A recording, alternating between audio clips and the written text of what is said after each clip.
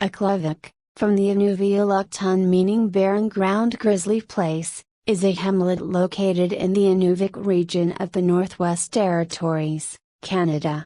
Until 1961, the community served as the regional administrative center for the territorial government. Building conditions at the time considered to be unsuitable resulted in the development of Inuvik to the east, meant to entirely replace Aklavik.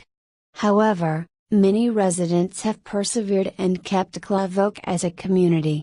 The mayor of Aklavik is Arnie Steinwand, whose term ends in 2016.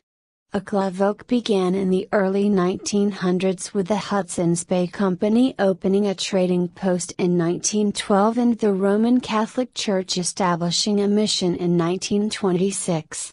Located on the Peel Channel, in a good trapping area, the community became a transportation hub in the Mackenzie. Aklavik became part of the Northwest Territories and Yukon, NWT&Y, radio system in October 1925. The NWT&Y system, a true pioneer system, was critical in providing communications in Canada's north, and was operated by the Royal Canadian Corps of Signals, RC-SIGS. In Aklavik, besides providing services to the general population, NWT&Y also provided communication for any aircraft that overflew the site with or without radio. An aircraft without radio that was simply passing over one of these stations and not destined to land would simply fly very low over the station so that it could be identified and the date and time of its passing would be recorded. The call sign for the NWT&Y station in Aklavik was VIF. In 1931, Albert Johnson, also known as the Mad Trapper of Rat River, moved into the area.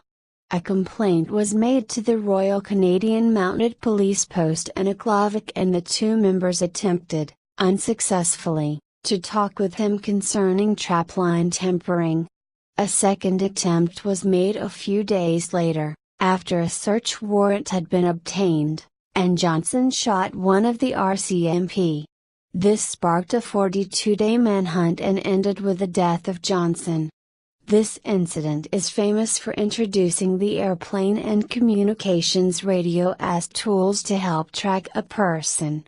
Museums dedicated to Albert Johnson can be found in Aklavik and in Fort Smith. In December 1946, radio station Shack went on the air at Aklavik. The AK in the call sign was the first and last letters of the location. Built and initially operated by WO2RA Red McLeod of the RC-SIGS, the station was a voluntary operation serving the Mackenzie River Delta. It initially had 30 watts of power, later upgraded to 100 watts, and operated on 1490 kHz. It received its license in 1947.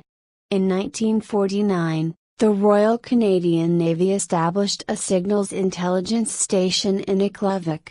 It remained operational until March 1961 when it closed down and operations were moved to a brand new station in Inuvik.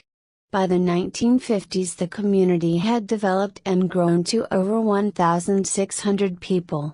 However, the Peel Channel was subject to flooding, and the riverbanks were being washed away. Due to the flooding, the federal government built a new community at what is now Inuvik, with the intention of closing Aklavik.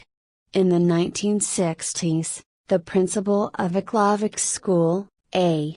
J. Moose Kerr, started a committee to help save the community. The efforts were successful and the community survived. The local school is named for him.